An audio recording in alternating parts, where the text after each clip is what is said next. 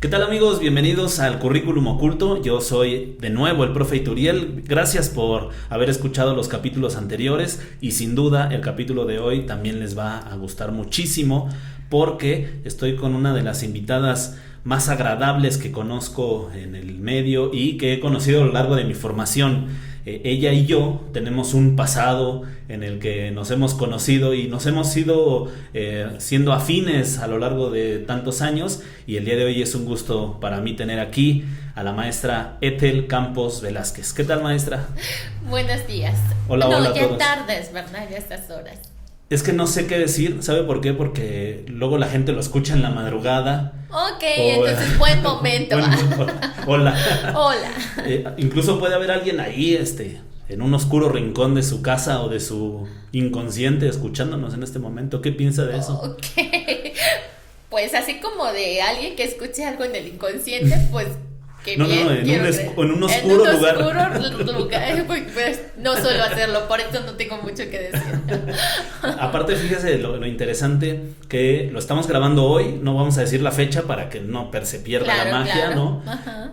Pero va a salir en unos meses. Bueno, no, casi dentro de un mes. Okay. Entonces eso es como una máquina del tiempo, ¿no cree? Sí, claro, porque no puedes saber en qué momento se dio, pero tiene mucha coherencia con lo que estás viviendo en un Sí, momento. incluso pues hay una posibilidad ahí de que ya no exista yo en ese tiempo, ¿no? Imagínese lo loco que estaría, que ya le platiqué que yo programo todo para que se suba en el futuro. Claro. Imagínese que ya no esté y de repente se aparezca ahí el video y estemos vivos. No, bueno, la máquina del tiempo y nada más. Sí, okay, claro. Perfecto. Bueno, maestra Ethel, pues esta plática, estos videos, pues se tratan de educación, pero como el currículum oculto lo dice, pues de esa parte en la que influye la persona, las ideas, la esencia de cada quien, y que se involucra, se va entramando dentro de lo que sucede en las aulas, o ahora a distancia por la pandemia. Entonces para mí es bien importante la historia de las personas, porque pues eso nos define. Decía Eduardo Galeano que estamos hechos de historias, no de átomos, ¿no? Estoy de acuerdo. Entonces platíquenos cómo le iba a usted en la escuela. ¿Era buena alumna? Primero que nada, debes de saber que el contexto total de lo que es Teacher Ethel, aquí en México tienen una frase muy bonita que se llama "era una ñoña". Okay. Soy ese estándar de alumna, o fui ese estándar de alumna, porque ahorita no estoy estudiando, pero pretendo volver a regresar, donde todas las tareas se cumplen, donde si tienes que dejar de dormir, dejas de hacerlo, donde ayudar a los compañeros es importante, donde participar en la clase, o sea, literal, así te lo pongo. Mis compañeros me odiaban de repente porque decían, ya cállate. Y había... Usted era lo que decía, no va a revisar la tarea, maestro. Esa soy yo. Y había otros yo que también me amaban. La odio. Gracias. No, pues sí. Entonces ya te puedes dar una idea qué clase de vida llevé en la escuela. Amada por los maestros, pero odiada por los compañeros. No todos, algunos también me amaban, pero porque les pasaba las tareas. Sí, claro. Yo tenía la particularidad, espero mis compañeros de escuela no lo desmientan, de que no era para nada, era tonto, era muy listo, pero era flojo como yo solo, y entonces no hacía nada. Estoy de acuerdo. Yo era pues capaz, vaya, de pasar un examen, ¿no? Con 10, nunca he reprobado un examen, pero las tareas, todo eso me daba en la torre completamente. Lo que pasa es que le llamamos procrastination. Acuérdate que mi palabra favorita en inglés, ya le había dicho. Sí, claro. Entonces, el ser un procrastinator es precisamente eso. Tienes toda la habilidad, pero cuando ya se trata de hacer trabajo manual, pues lo piensas dos, tres veces. De arrastrar el lápiz. Yo creo que la gente que, si no ha leído la descripción del video, pues ya está anotando un poquito de su pronunciación, y justo usted fue mi maestra de inglés en la universidad pedagógica, y aparte pues me ha influido en muchas cosas que iremos hablando a lo largo del programa. Entonces seguido vamos a estar hablando de esta idea de los idiomas y del idioma y su enseñanza a lo largo de este capítulo.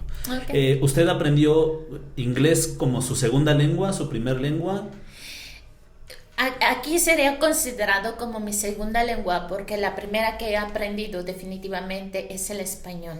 Okay. Sin embargo, se dieron paralelos al mismo momento que estaba aprendiendo español, aprendía cómo hablar en inglés. Y aparte de todo, es una cualidad que se dio muy bien conmigo, ya no tanto porque lo aprendiera al momento, sino porque son cosas que se hacen como si nacieras innato con ello, ¿no? Y no solamente un idioma, sino otros más. Justo estaba yo pensando llevarla por ahí. Yo creo que sí se necesitan ciertas habilidades para aprender un idioma o varios, ¿no? Y yo conozco personas a las que el idioma se les da muy bien. Mi caso podría, no sé si sea un ejemplo, no sé si sea bueno incluso en el inglés, pero me acuerdo que se me facilitaba por lo menos el estudiarlo, el comprender como qué onda con lo que íbamos haciendo. Sin embargo, hay personas a las que pareciera que les está negado, ¿no? ¿A qué cree que se deba eso? Más bien no es lo que creas, es lo que se ha demostrado por la parte de lo que es la fisiología, la anatomía y además de todo la psicología, ¿no? Okay. El estudio de la mente humana es bastante amplio. Dos de las cosas que ocupo para saber si el alumno al que le voy a enseñar el idioma va a ser duro mi trabajo o va a ser sencillo. El primero es hacer un test de lectura de las facciones. He aprendido esa ciencia cuando he tenido la oportunidad de conocer la cultura oriental. Ellos tienen la teoría del Xiangming, que es la lectura del rostro, las manos y el cuello para conocer la personalidad del individuo, para conocer, dicen ellos, pasado, presente, futuro y su realidad. Sin embargo, hay una realidad. Fíjate que la psicología antropológica demuestra que tus facciones son repetidas en diferentes naciones, o sea, como todo ser humano tenemos lo que tiene que ver con la réplica de facciones. Entonces, da la casualidad que personas con apariencia como la tuya, que tenemos el rostro en oval, que comúnmente nuestra frente está despejada, que nuestra nariz suele ser un poquito ancha, o sea, no es así ancha como los de la raza de piel oscura, pero que sí tiene cierta amplitud, que tenemos labios anchos y así sucesivamente. Guapos, ¿no? Guapísimos, ¿verdad? Bueno, tenemos la tendencia a aprender más fácilmente la lengua. Mire. Además de todo, tiene que ver con la estructura de tu quijada. No sé si en alguna ocasión has escuchado las diferentes entonaciones de las diferentes naciones, ¿no? Sí, más o menos. Pero los mexicanos tenemos una cualidad a comparación de todos los demás en otras naciones, que nuestra mandíbula es muy fuerte y es muy amplia. Entonces cualquier idioma podríamos aprenderlo y hablarlo con diferentes entonaciones si lo practicamos, porque no está justa. Si tú vas con alguien, un afroamericano, a intentar hacer que hable el francés, le va a ser mucho más fácil que aprender el español, porque el español tiene entonaciones felices, ¿no? Entonces les digo yo, en alfabeto fonético internacional tienes una I seria y tienes una I muy feliz. Entonces, un afroamericano no podría aprender tan fácilmente el español a pronunciarlo, porque como su mandíbula es corta. Y entonces todo esto te da una visión cuando conoces a la persona en vivo y a todo color. Dices, no, pues me va a costar. La segunda herramienta que todo docente debe de tener conocimiento es obvio una evaluación de habilidades cognitivas, ¿no? Nuestros saberes, que si eres audiovisual, que si eres kinestésico, lógico, matemático y demás. No me creas, pero yo, por experiencia como docente de lenguas, todos los que tienen la mayor de la fortaleza del lado izquierdo, que es el lógico matemático, me cuestan más trabajo para enseñárselos. Claro, porque incluso el estudio del idioma, el análisis de la estructura del idioma, a veces nosotros usamos el español porque lo tenemos por default, ¿no? Pero a veces nos cuesta mucho trabajo el comprender la función de una palabra dentro de una oración. Y entonces, pues si en el de nosotros no lo entendemos, mucho menos en otra lengua, ¿no? Sin embargo, quiero aclararte que no por eso es imposible o muy difícil. Sí, claro. Hoy en día tengo a mi alcance a una estudiante que me encanta, no sabes. Ella llegó a mis manos hace un mes, poquito menos, y me decía su tutora, por favor, podría ayudarle. Quiero que le dé clases individuales, porque nunca ha aprendido en grupo. Siempre ha ido a escuelas privadas, pero jamás ha podido aprender. 17 años de intentar aprender una lengua extranjera y nada más no lo logra. ¿Ella tiene 17 años? No, ella tiene poquito más porque ya está en la universidad. Pero empezó muy joven a querer aprender y no había podido. Okay. Y entonces, ¿qué suscita? Que se lleva la gran sorpresa y tenía casi ganas de llorar porque después de la tercera clase pudo crear su primer texto y empezar a comunicarse en inglés, lo más básico si tú quieres, pero empezó a hablarlo sin miedo. Solas ella y yo, y hoy en la nueva modalidad, pues obvio a distancia, ¿no? Claro. Lo que para muchos pareciera imposible, si lo es. ¿Cuál es su diferencia a una persona que ha tenido la posibilidad de aprenderlo desde inmediato?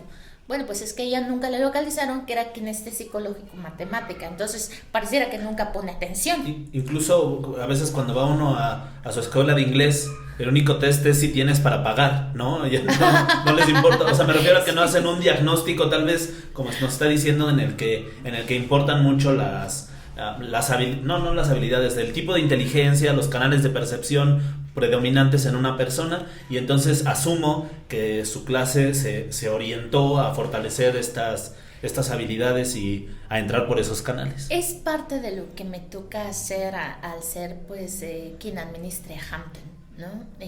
En este lugar no nos dedicamos a intentar ver que si el alumno puede pagar o no.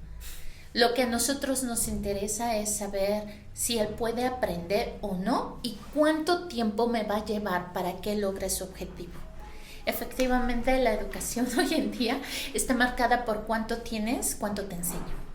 Yo fui alumno cuando Hampton empezaba, ¿no? Me acuerdo.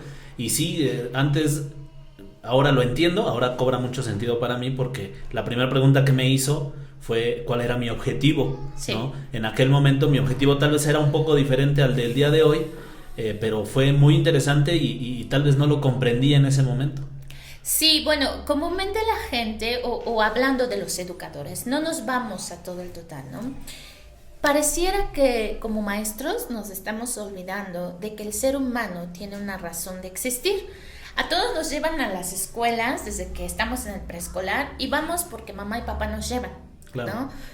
Pero cuando llegamos a cierto nivel intelectual y de raciocinio sobre todo, que es en nuestra adultez, nosotros ya no hacemos las cosas porque alguien nos obligue, es que se convierte en una necesidad. Puede ser una motivación intrínseca o extrínseca, pero el punto es que hay un algo que nos lleva a querer hacer las cosas. Entonces, ¿por qué yo siempre le pregunto a alguien, primero platícame a dónde quieres llegar? Porque, un ejemplo, tú, ¿no? En ese momento me decías, no, pues yo quiero lograr tal situación y me miro en otro país, en otro contexto, con una familia en algo diferente. Pues entonces yo tengo que caminar a tu lado, pero sin perder el objetivo. Porque si yo te quiero enseñar inglés técnico, cuando lo que tú querías ser es un mesero, ¿como para qué? Sí, no tiene sentido. No tiene sentido. O te voy a enseñar a cómo pedir indicaciones en la calle y hacerte todo un rollo de vocabulario y todas esas cosas, cuando en realidad tú lo único que quieres aprender es a leer manuales de un avión o de un auto. O sea, ¿por dónde te estoy llevando? Es como cuando intentas llegar a un lugar en el Google Maps y te da la vuelta así gigante y luego ya... Claro, no estabas a 2 cuadras. Entonces, mi intención literal, si pudiéramos hacer esa metáfora, es convertirnos en este Google Maps donde te pone la ruta más corta, te evita todos los baches, te avisa cuando hay hay tráfico o cuando hay algún accidente. Y lo que te debía haber llevado años de aprendizaje, lo logras hacer en meses. Wow, excelente. ¿Quién fue para usted su Google Maps a lo largo de su formación? Cielos. Esa es una buena pregunta. O sea, si no quiere decir nombres, no pasa nada, ¿no? Pero... No pasa nada. No, es que si me haces esa pregunta, me llevas a recuerdos. A recuerdos, ¿no? O sea, yo creo que la educación, el verdadero Google Maps principal de una persona con una estrategia y además de toda una filosofía de vida como yo, pues la primera es la madre, ¿no? ¿Qué te platico? Que hubo muchas personas que inspiraron mi forma de dar clases, ¿no? Y sobre todo creo que lo primero es algo que yo nunca he entendido. Muchas personas me han dicho cómo lo hace.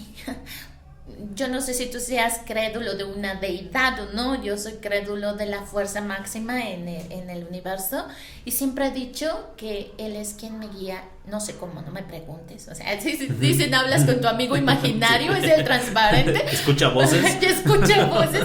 Sí, podría ser que sí, déjame te platico, porque mis señores padres, bueno, la enseñanza que he llevado, no soy una maestra de recién, ¿no? Vengo de 5 generaciones de maestros, tanto de un lado como del otro. Te estoy hablando que mi tatarabuelo fue uno de los primeros maestros después de la Revolución Mexicana. Entonces, mi familia tenía una costumbre que era que cada maestro escribía su diario y le dejaba a su siguiente generación decirle lo que debía hacer y lo que no. Pero hay una frase muy hermosa que nació en mí desde el día que vi a mi madre dando clases, porque ella era maestra de educación básica, pero en particulares. Entonces, mi mamá siempre decía una frase cuando le preguntaban los papás de cómo le hace con sus hijos. Y ella decía, yo educo a los hijos de otros con amor, con el amor que quiero que eduquen a mis hijos, porque el Creador se hace cargo de los míos. Él les pondrá un buen maestro. Wow. Entonces, pues sí, efectivamente, soy hija de maestros, pero yo nunca fui educada por mis padres como tal. Ellos se dedicaron a los hijos de todos y de mí, pues, se educaron los que pudieron. Ese tema está álgido, interesante. Deberíamos hacer un club de problemas de hijos de maestros. ¿Verdad que sí? Sí, no. Porque realmente esta conversación la he tenido por ahí con una maestra, espero pronto esté por acá la maestra Laura Gilda, en torno a cómo vivimos esa parte. La palabra es fuerte, pero en cierto modo es adecuada, de esos momentos de abandono, ¿no? En el que tú te sientes pues que mamá está más dedicada a hijos de otras personas, usando las mismas palabras, que a ti, ¿no? Incluso ahora le pasa a mi hijo, seguramente le pasa a su peque. Ya no peque, ya no, estar ya enorme, ya estar de mi tamaño. Pero que es algo que hemos visto que se ha repetido. Incluso que le voy a compartir y a todos para que se queme y se le quite, que el capítulo de hoy es el 4, pero iba a ser el 5, porque el 4 iba a ser con mi madre. Entonces, pero se rajó a la hora de la hora, no quiso, dijo no, porque tengo que darle clase a otros niños y se fue del país incluso. Oh, por Dios, eso es más rudo. Sí, por eso quiero llorar, ¿no? Entonces, la idea de esto, qué bueno que menciona a la madre, qué bueno que menciona esto. Y entonces, cuando usted ve a su mamá dar clases, ¿qué parte o qué tanto de esa maestra que conoció en su madre ahora está en usted? Yo creo que más de la mitad de yo es mi señora madre, porque hay una cosa que ella la caracterizó, fue una de las mejores maestras que trabajó en su tiempo aquí en Ciudad Nezahualcóyotl. No hay escuela privada que no la conozca. Se hizo de cierto renombre. Quien estudiaba con la maestra Alma, pues disfrutaba la clase. ¿Por qué lo hacía? Porque ella no veía un alumno, ella no veía un número. Ella me decía cuando me enseñaba a ser maestra, porque aprendí a hacerlo desde muy joven, como a los 16, 17 fue la primera vez que empecé a dar clases en preescolar, y ella me decía, es un niño, es un humano, no es un chile ni un tomate que si tú lo echas a perder, pues ya no, o sea, se fue a la basura y listo, ¿no? Me decía, ten cuidado porque estás trabajando con mentalidades, obsérvalo, analízalo y llévalo por el buen camino, porque cada paso que ese humano dé se va a multiplicar. Entonces, después del tiempo entendí una metáfora que me contaron ella y mi papá, porque mi señor padre también se dedica a la educación, bueno, se dedicaba, ellos ya están retirados, y me platicaban, al parecer hay una historia por ahí que decía que los errores de un abogado se archivan, los errores de un doctor se entierran, los errores de un mecánico pues se rompen, pero los errores de un maestro se suman y se multiplican. Entonces, no recuerdo bien la historia ya como me la contó mamá, yo era muy joven, pero siempre he ido por esa parte. Durante mi educación secundaria, yo estudié aquí en ESA, mi primer año de secundaria, Déjame te platico que era la niña bulleada, precisamente por decirte que soy la ñoña. O sea, Sí. todo el mundo me odiaba, ¿no? Aparte de que era un poquito rarita, diferente a la cultura del que había aquí. Pero ¿por qué rara? ¿Le gustaban cosas raras o por su formación o Mi cómo? formación, o sea, no era como la típica niña que lo que tenía eran intereses de adolescentes, ¿no? Era demasiado reservada, si me decían a jugar era jugar y si me decían a callar yo me callaba, tan excesivamente obediente y tan excesivamente, diríamos, alineada que muchos consideraban que era extraña, porque todo adolescente espera Sí, la rebeldía sí, algo necesita... así. Ajá, No, entonces claro, a mí, claro. si a mí me decían ponte de cabeza y yo ni preguntaba ni para qué, ¿no? Simplemente me ponía de cabeza porque yo entendía que eso era bueno. Entonces, en este caso, hubo una mujer, aparte de mi madre, que también me inspiró. Ella ya no se encuentra entre nosotros. La maestra Tulia de la Rosa era mi maestra de inglés en la secundaria técnica 39.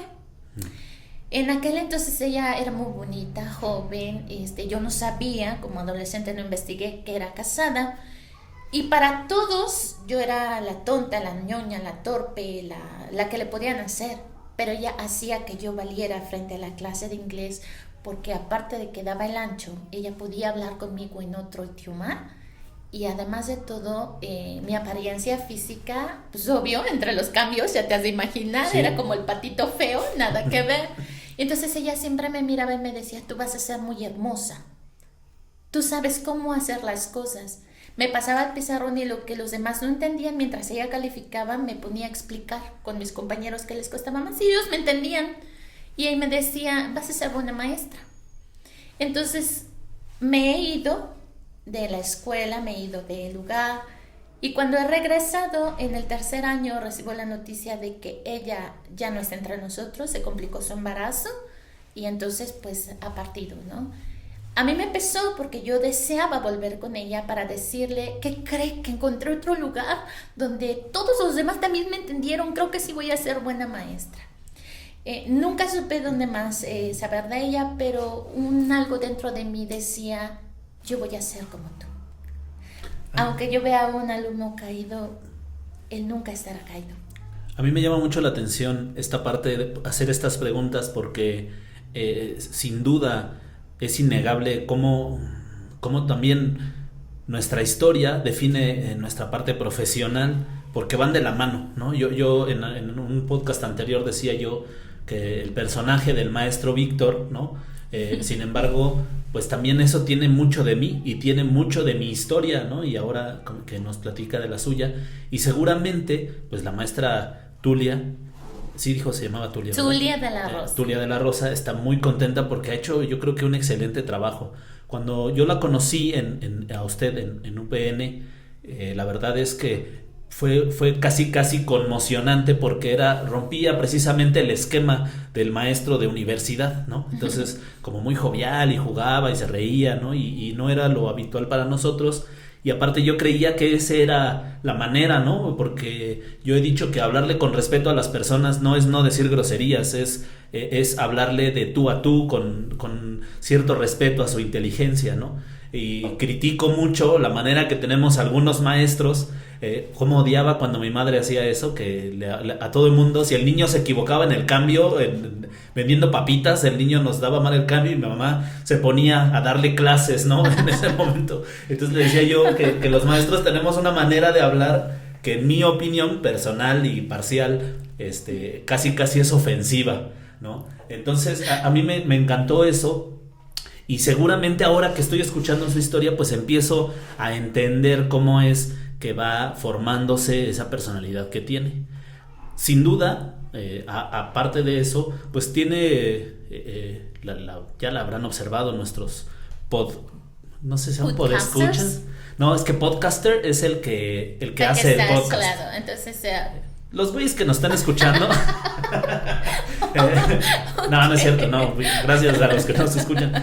Ya escucharon un tono que tiene usted de hablar, una manera que tiene usted de expresarse, y que tiene que ver con la multiculturalidad en la que usted está inmersa. Y eso me interesa muchísimo. Usted no solo está formada en la cultura mexicana de los tacos, los tamales, tiene o un lado, no sé si sea un lado B, como si fuera extraño ni nada, ¿no? Sino una otra mitad, otra personalidad como Batman. Ándale. Y pues me gustaría platicar de ello. Claro, soy como los 80s cuando tenías el lado A y el lado B del cassette. Ándale, sí, justo en el disco de acetato pensaba. Efectivamente, bueno, esto es algo peligroso para mí, déjame te lo digo, me estás poniendo en un momento de peligro en cierta forma, sobre todo por cómo están las cosas en el Medio Oriente. ¿Qué cree que dije? Voy a rodear el tema, no voy a hablar de eso. Bueno, pero no vamos a tener miedo, vamos a... Sin miedo. De todas formas, los que nos están escuchando seguramente van a disfrutar esa parte. Claro. Sí, efectivamente. Aparte nos haríamos virales, que es lo que todo el mundo quiere. Sí, ¿verdad? Dice esto en un podcast, ¿no? Dice esto en un podcast y... Sí, pues sí, soy un hermoso híbrido judeo-mexicano, diríamos hebreo-mexicano, mejor dicho. ¿Por qué no judeo? Porque la palabra judío viene de la tribu de Judá, yo no soy de esa familia, y bueno, pues ya se han de dar una idea de cuando yo hablo tribus y Judá y judeo, pues de lo que se trata, ¿no? Sí, claro. Entonces sí, efectivamente, por eso es que siempre he sido la rarita, y ese sonido es imposible para mí ya mimetizarlo, créemelo, llevo mucho tiempo intentando evitar el sonar así, como me oye. Pero es imposible, o sea, la gente se percata de inmediato. Claro, yo me viene a la mente, seguro usted también la conoce, a Super Holly. No la ha visto. No, creo. Es una youtuber que nació en Arizona. Y se vino a vivir a Veracruz en su infancia. Y después tuvo que regresar. Y después regresó para la primaria, finales de la primaria, la secundaria. Pero ella habla el español como nativo y el inglés como nativo. Yo no conocía, seguramente ha de haber mucha gente así, pero yo no conocía a nadie más que lo manejara así, porque habla español como sin nada. Sí, y no tiene un acento que uno escuche. Esa, por ejemplo, la pronunciación, ella habla mucho de la articulación de las R's, de las vocales, etcétera. Entonces ella no lo tiene, ella habla tal vez como yo, ¿no? Tal vez mejor que yo incluso. Y en inglés también lo habla como nativa. No te preocupes, yo estoy acostumbrada a eso. En la maestría, una de mis docentes me dijo, de verdad que yo pensé que tú tenías problemas de frenillo. Y yo, no. Ya le iba a mandar a operar. No tengo problemas de lenguaje, de verdad que no. Es solamente que no puedo como aislar, no sé cómo lo logra. Qué bueno que Super Holly sí lo haya logrado. Creo que le voy a pedir consejo. Pues yo creo que ella lo dice que porque fue a la par, o sea, su papá es lingüista. Y entonces él venía a México porque estudiaba el náhuatl. Entonces ella se hizo como muy diestra en esta parte de analizar los idiomas, ¿no? Y entonces por eso pudo como introyectarse. Incluso ella platica una historia curiosa, yo creo que a usted le debe haber pasado en algún momento, en el que dice que ella iba a una escuela, a un instituto donde le enseñaban inglés. Entonces los niños de su clase tenían que presentar una obra de teatro en inglés y no le entendían. Y entonces decían los niños, no, es que no habla bien, es que no se le entiende.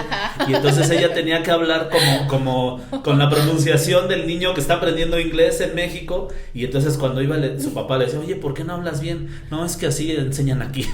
Con el Tamalo México, ¿no? Sí, me lo imagino. Sí me ha pasado. Pero a mí me pasa todo lo contrario, no me entienden, pero en español. Me dicen, ¿qué dijo, maestra? ¿Podría volver a repetírmelo? Pero si te lo estoy hablando en tu idioma. No. Es que no saben que cuando la maestra se emociona en la clase, empieza a hablar rápido. Sí. Y entonces, quiero hacer una crítica, esa plática anecdotaria, amable, ¿no? Y entonces a la hora de hablar rápido, pues a lo mejor esta parte de las R's se acentúa más y nos cuesta trabajo, ¿no? Yo creo que es eso. Sí, de hecho tiene mucha razón. O sea, la forma como tú pronuncias la R en México es muy fuerte, pero casi siempre me gusta hacer este ejercicio con los alumnos cuando están aprendiendo el alfabeto. Les digo yo a ellos, pero es que en inglés dices or, entonces no lo golpeas en la parte frontal de tus dientes, sino que te vas a la mitad de tu paladar, sí. Y además de todo no pegas del todo la letra. Entonces, bueno, esto va a ser muy chistoso. Voy a hacer el oso, es como si estuviera... Va a ser el león. No, el perro. Es que es el sonido del perro, de verdad. Entonces, si tú dices muchas veces suena ¿no? Ajá. Entonces es el sonido de un ladrido de perro, ¿no? Entonces, Fíjese que a nosotros nos lo contó diferente. Me voy a quejar en la UPN. Una queja formal, porque la maestra no nos contó la historia del perro, nos dijo que era como un león, como el rugido, el de un león, ¿no? Incluso le hacíamos así todos, los universitarios ahí. El punto es que hay que californizar la educación. Pero sí es cierto, en mis experiencias, ya iremos platicando con el idioma, estuve por azares del destino en una reunión con canadienses, en los que el único enlace era un canadiense que medio hablaba español y un acapulqueño que no hablaba inglés, ¿no? Entonces estaba súper interesante. Wow. Sobre todo la crítica de uno de ellos que decía, saludos Richard, ojalá escuche esto, no lo va a entender, no importa. Entonces él decía, es que, ¿por qué no dicen vivir? Vivir, ajá, sí, de hecho la V. Sí, le decía yo, verás Richard, en español, verás Richard.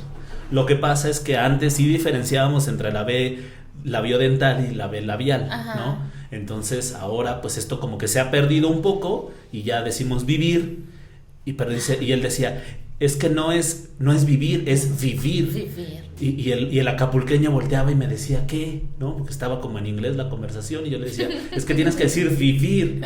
Y él decía, no, vivir. Es vivir. Y el otro, vivir. Y yo, no, vivir, le decía uno, ¿no? Terminé ahí rebotando las ideas. Ok. Usted nos platicó una historia en la que alguna vez, como parte de un trabajo, entendí, tuvo que acompañar a una persona que no hablaba español, que conoció como en un museo. ¿Cuál de todas? Es que la primera vez que nos dijo, la primera la primera vez no fue en en la farmacia París, en la Ciudad farmacia, de y entonces esta persona nomás no se lograba comunicar con la persona, con la dependiente de la farmacia. Así es. Y usted terminó de traductora y de acompañante en el buen sentido de esta. Sí. ¿Era una chica? Era una pareja. Ah, ok. Ellos venían precisamente, uno era australiano y la otra era norteamericana. Okay. Ella era afroamericana y el australiano, pues ya te has de imaginar su acento, ¿no? Sí. Para ese entonces, pues obvio yo estaba ya... Acento de canguro. Más o menos. Sí. Para ese entonces yo estaba aquí en México. Tenía como 19 años. Era todavía muy joven. Mis selleras, ¿no? Hace 10. Ay, no tanto. Pero bueno, regresando al punto. Recuerdo haber ido al centro histórico con mis padres. Habíamos ido a comprar algo de material para laboratorio porque me habían dejado una tarea aquí estaba terminando la preparatoria. Yo aquí ya estaba atrasada. Es extraño, pero aquí estaba atrasada y no sé cómo. Estaba atrasada y eso que era aplicada. Y eso que era aplicada. Consuelo para los que somos burros. La SEP, ya sabes, no te validan todo. Bueno, el punto es que llegamos y fue algo muy desesperante para la chica. La verdad es que estaba llorando, tenía mucha gripa. Y el muchacho que estaba en el mostrador en la farmacia le estaba diciendo a ella, es que necesito algo para la flu, o sea, mi gripa, ¿no? Y él volteaba y le decía al chico, ¿algo azul? ¿qué está diciendo? ¿Que quiere algo azul? A ver, ¿a quién le van a ayudar? Dale un Viagra. Sí, no, pues dale algo club, ¿no? Dale un Blue. Pues no, nada que ver. Y entonces mi mamá, pues obvio, estaba conmigo, igual mi papá, y se me quedaron viendo. Pues yo sí había interactuado, obvio, con extranjeros, pero nunca me habían puesto en un problema así. Entonces me dice mi mamá, órale tú, ve a ayudarle. Yo, no, ma, ni la conozco, que la vayas a ayudar. Pobre mujer, está llorando. Y el muchacho, el australiano, estaba desesperadísimo, pero gritaba, ¿no? Es que ustedes no nos entienden, que no hay nadie en este lugar que entienda el inglés. Y entonces yo así como en las caricaturas, ¿no? Así, disculpen, así, así. Para los que no, es que hay personas que nada más escuchan el audio. Ah, o sea, ok, como, sí, así. Como el personaje nada más que toca el hombro, ¿no? Y tin, tin. Hello, aquí estoy yo, si gustas puedo ayudarte. Entonces, como ellos eran muy altos y yo, pues a mi estándar era chaparrita al lado de ellos, se me quedó viendo por abajo. ¿Tú nos entiendes? Y yo, sí. ¿Puedo ayudarles en algo? Sí, es que tengo mucha gripe, he tenido fiebre. Bueno, me contó toda su vida. Habían estado en un hotel, no les habían dado una buena habitación, había cucarachas. Bueno, se espantó. Entonces le dije, ¿pero qué es lo que necesitas? pues una pastilla para que me deje respirar la gripa. Y entonces ahí me ves funcionando como traductor. Sí, es sí, que sí. dice la señorita que por favor, si le puede dar una pastilla. Ah, pero mire, tenemos estas. Entonces ya le pusieron todo. ¿Como cuál? Así, así, así. ¿Qué tienes? Sí, sí. ¿Cuáles son tus síntomas? Entonces terminé siendo...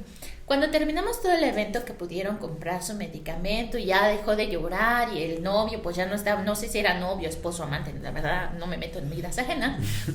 Hasta ahí no traduje. Hasta ahí no traduje.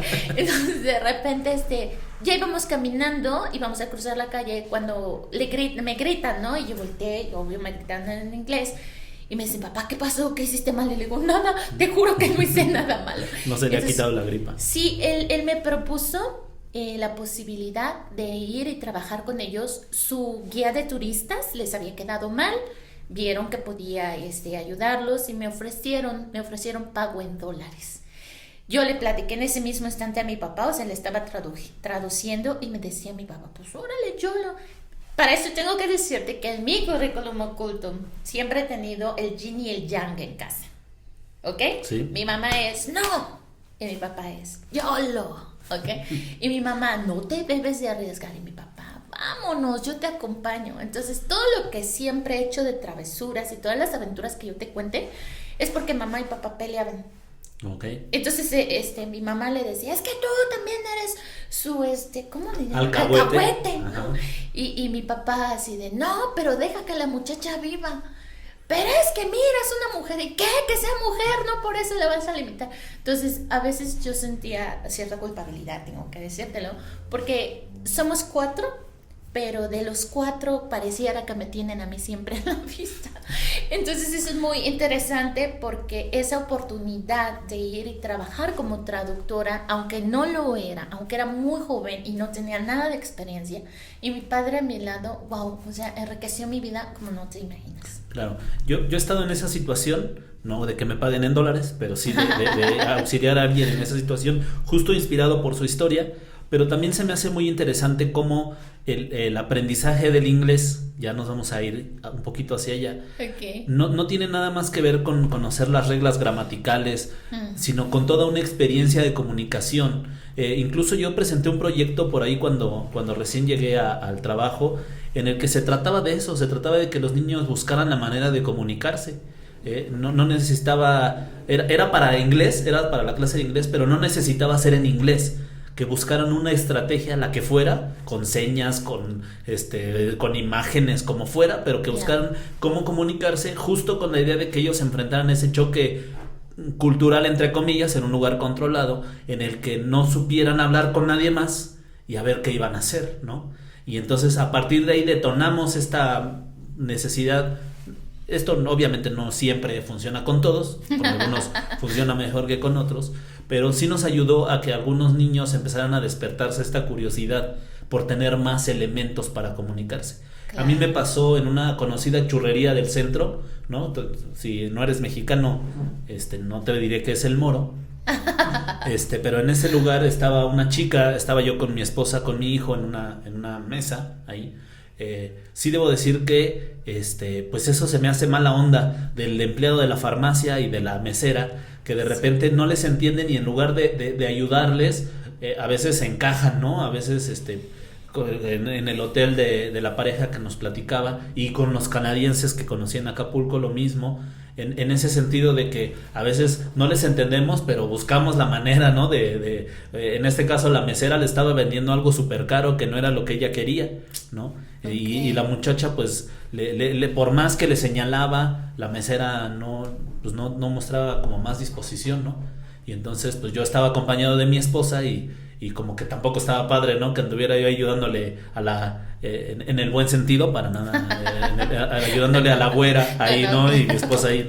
Entonces me dijo, justo ella me dice, oye, pues la muchacha nomás no sabe qué pedir ni nada. Y yo le dije, está sufriendo. Y me dice, pues ayúdala. Dice, pues si tú la puedes ayudar, ayúdala. Y es totalmente otra experiencia. O sea, y yo quiero invitar, espero usted secunde esa invitación, a que cuando puedan vivan esa experiencia de hablar con un extranjero. Si están aprendiendo inglés, créanme que les va a resultar súper curioso, súper enriquecedor, y también les va a ayudar a cuestionarse si lo que estás aprendiendo te está sirviendo, porque el día que te enfrentas a eso, a una persona que tiene todas las palabras que tú no te sabes, que tiene todos los elementos que tú no conoces, te das cuenta un poquito sí en qué nivel estás, ¿no? Sí. O sea, en tu clase podrás ser el más adelantado, pero en ese momento te das cuenta si realmente estás aprendiendo el idioma, que son cosas diferentes. Me gustaría que vayamos para allá, maestra. ¿Cuál es la diferencia entonces entre aprender un idioma, aprenderte a comunicar en otro idioma y aprender lo que te enseñan en las clases de inglés, por ejemplo, en una primaria, ¿no? La diferencia. Mira, de entrada tenemos que empezar por diferenciar lo que es aprender y adquirir una lengua. Ok. Aprender una lengua es cuando lo llevas de manera superficial. Tú puedes llegar a la memorización a largo plazo de palabras de cualquier idioma, ¿ok? Pero no es lo mismo que lo hagas tuyo. Entonces el ejemplo es lo que estás viendo ahorita, ¿no? O sea, yo veo la botella y sé que es water, ¿no? Es agua. Y voy por todo el mundo y digo water. Pero si yo jamás he probado lo que hay dentro del contenido, pues nunca voy a adquirir el concepto de water. Entonces me pueden dar otro líquido transparente, como pasa en los países orientales, que el café es transparente y yo voy a seguirle llamando water, ¿no? Como el mezcal. El mezcal podría seguir siendo water. Entonces, para poder adquirir la lengua hay que vivirla. Y en eso estoy de acuerdo contigo en decirles vívanlo. No importa que de repente les digo yo, digas Tarzan, Chita, o sea, no Claro. importa que digas así Sí. bien simio hablando, ¿qué más da? O sea, realmente la comunicación es de una sola palabra, porque si yo te digo en este momento, ¿y tu coffee? Yes, please. ¿Por qué? Porque no tuve que hacer la pregunta, ¿Would you like to have a cup of coffee? No, o sea, simplemente la entonación y el mirarte y decirte coffee. Claro, y no tiene, y para esto no, para nada estamos criticando las clases de inglés porque no, tienen claro, otra claro. función. Por supuesto, el alumno tiene que comprender la estructura completa de la pregunta, ¿no? Sí, pero, claro. pero en el uso cotidiano tal vez del inglés o de cualquier idioma, no se usan a veces todas las reglas. Es que aquí es donde iba la segunda parte de tu pregunta. Ahora, ya que entendiste. Estoy muy desesperado. Sí. Ahora, ya que entendiste que no es lo mismo aprenderlo que adquirirlo, Ajá. hay que ver que cada nación, cada cultura y cada necesidad local hace que el alumno aprenda según ellos creen es lo correcto. No quiere decir que hay buenas ni malas metodologías, solo existen metodologías para cada tipo de ser humano. Por eso en las escuelas primarias, cuando sientan, o sea, imagínate un niño, tiene 6 años, acaba de salir del estándar de su hogar, donde tiene toda la comodidad, donde mamá lo deja que juegue y demás, y entonces lo llevan y lo sientan frente a un pupitre y le dicen, copia.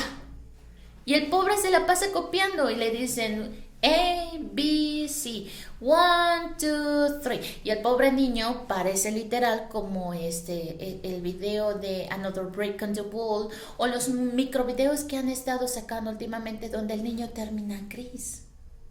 Yo no le enseño con esa metodología. Saludos al Consejo Técnico, séptima sesión. Sí, sí lo viste. Entonces no es ese punto. La metodología para un pequeño que no solo aprenda, sino que adquiera la lengua, tiene que ser a través de la lúdica. Yo estuve en eso. Ahorita con nosotros está la maestra Isabel Palacios. Un saludo a la maestra. Es excelente maestra. Su variedad de actividades, la didáctica que ella tiene, me parece muy, muy buena. Cuando yo trabajaba inglés, ve que ahora los maestros tenemos que tener esta parte de inglés. Y gracias a no sé quién, yo tengo una certificación en inglés.